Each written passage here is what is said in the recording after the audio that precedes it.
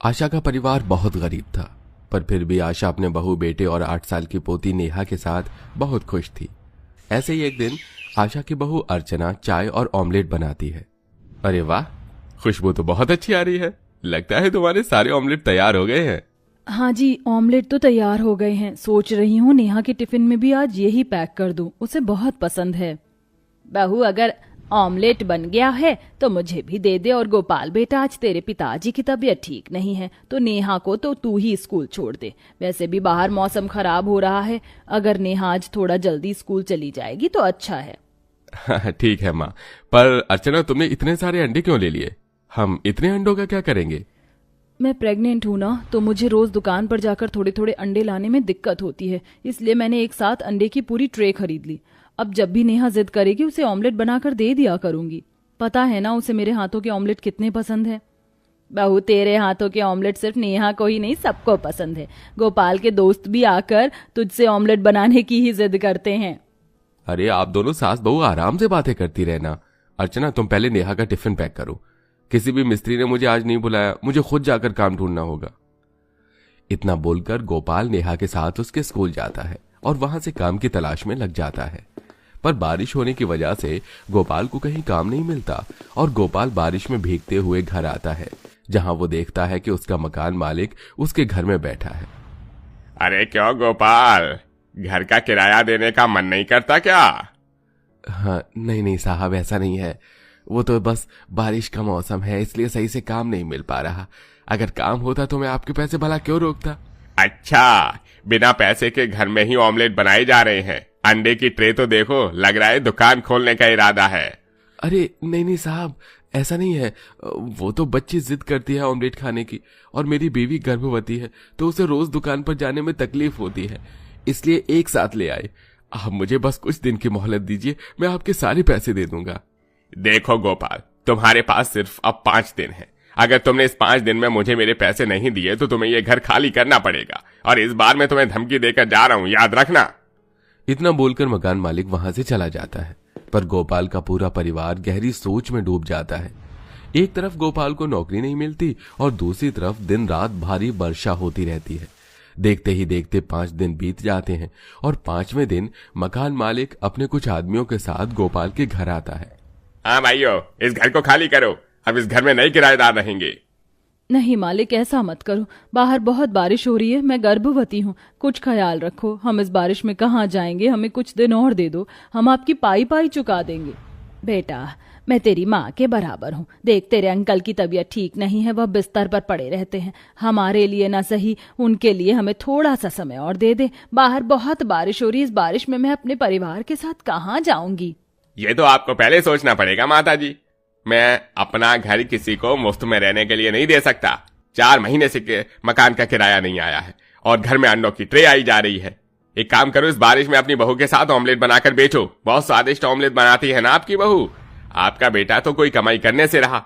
हाँ भाइयों, सारा सामान फेंकना, पर याद रखना अंडे न टूटे। माताजी अपनी बहू के साथ अब ऑमलेट बेचेंगी। इतना बोलकर मकान मालिक अपने आदमियों के साथ मिलकर गोपाल के घर का सारा सामान बाहर कर देता है और वो लोग बारिश में बेघर हो जाते हैं। गोपाल अपने परिवार के साथ अपना सारा सामान लेकर बारिश में भटकते हुए एक रोड के साइड खड़ा हो जाता है, जहां कुछ गरीब लोग टेंट बनाकर रह रहे थे। अरे भाई, तुम तो बेघर हो क्या? अरे बारिश में क्यों भीग रहे हो? सामने सस्ती पन्नी बिक रही है, डंडा हमारे पास रखा है, पन्नी खरीद के ले आओ और टेंट लगाकर हमारी तरह रह लो। क्यों गर्भवती बीवी बच्ची को और अपने माता पिता को बीमार करने में लगे हो? हाँ पापा, अंकल बिल्कुल सही कह रहे, टेंट बनाकर ही रह लेते हैं ना। बहुत देर से मैं बारिश में भीग रही हूँ, अब तो मुझे ठंड भी लगने लगी है, हवा भी कितनी तेज चल रही है। हाँ बेटा, जब तक तुझे नौकरी नहीं मिल जाती और नया घर नहीं मिल जाता, जब तक इन लोगों की तरह गुजारा कर लेते हैं। गोपाल के पास अब दूसरा कोई रास्ता नहीं था, इसलिए वो बाकी लोगों की तरह पन्नी का टेंट बनाकर उसमें अपने परिवार के साथ रहता है और अपने घर वालों से कहता है, माँ, अर्चना, मुझे नहीं लगता कि गांव में मुझे नौकरी मिलेगी। यहाँ पर बारिश बंद नहीं हो रही, मुझे शहर चले जाना चाहिए। मैं जब तक शहर में नहीं आ पाता, आप सब यहीं रहना। अगर आप शहर चले जाओगे तो मैं और माँ जी अकेले नेहा को और पिताजी को कैसे संभालेंगे? ऊपर से मैं गर्भवती हूँ, दिक्कत होती है, हम ऐसे कब तक रहेंगे? अर्चना, तुम्हें तब तक यहीं रहना होगा जब तक मैं शहर से काम करके तुम्हारे पास ना आ जाऊं। और प्लीज इस बार मुझे मत रोकना, मुझे जाने दो। अपने परिवार की भलाई के लिए गोपाल शहर चला जाता है। राशन फेंकने की वजह से अर्चना और आशा के पास चीनी, चाय पत्ती और अंडों के सिवाय और कुछ नहीं था। माँ, उनके टेंट में बहुत अच्छा खाना बन रहा है, मुझे बहुत भूख लग रही है, अब भूख बर्दाश्त नहीं हो रही। बहू, उन बदमाशों ने हमारा सारा राशन फेंक दिया, पर एक काम अच्छा किया, अंडा नहीं तोड़े। बहू, तू नेहा के लिए ऑमलेट ही बना दे। माँ, तुम मेरे लिए ऑमलेट बना दो और कुछ ऑमलेट बेच दो। और अंकल ने बिल्कुल सही कहा, पापा तो हमें छोड़कर शहर चले गए, हम क्या करेंगे? इसलिए आप दादी के साथ मिलकर चाय ऑमलेट का बिजनेस कर लो ना, हमारे पास तो अंडे भी रखे हुए हैं। माँ जी, नेहा बिल्कुल सही कह रही है। गोपाल जी जब तक नहीं आ जाते तब तक हमें ही अपना घर संभालना है, और इस बारिश में हमें कहीं नौकरी नहीं मिलेगी। बारिश के मौसम में लोग अंडा ज्यादा खाते हैं। हम चाय ऑमलेट बेचकर क्या पता हमारा काम चल पड़े।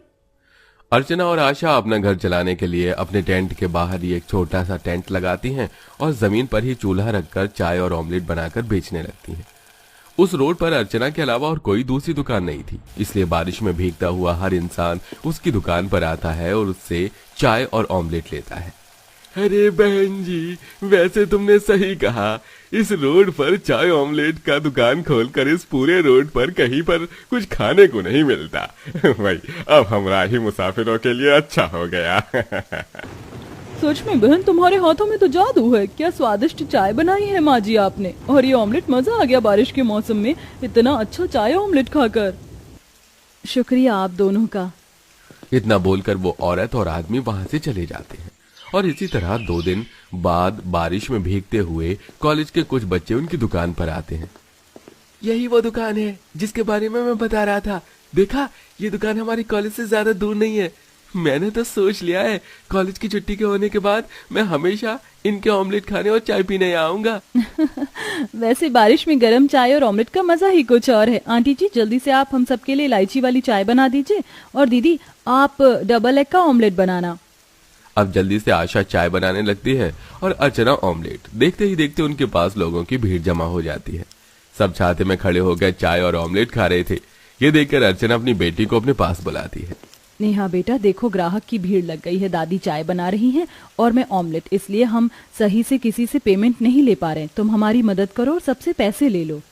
इस तरह अर्चना और आशा का चाय ऑमलेट इतना ज्यादा बिकने लगता है कि किसी किसी वक्त नेहा अपनी माँ और दादी की मदद करवाती है। इसी तरह कुछ दिन बीत जाते हैं और अब दोनों सास बहू मिलकर अपनी खुद की एक छोटी सी चाय और ऑमलेट की दुकान खोल लेते हैं। और बहुत जल्द गोपाल भी आ जाता है। माँ, अर्चना, ये क्या?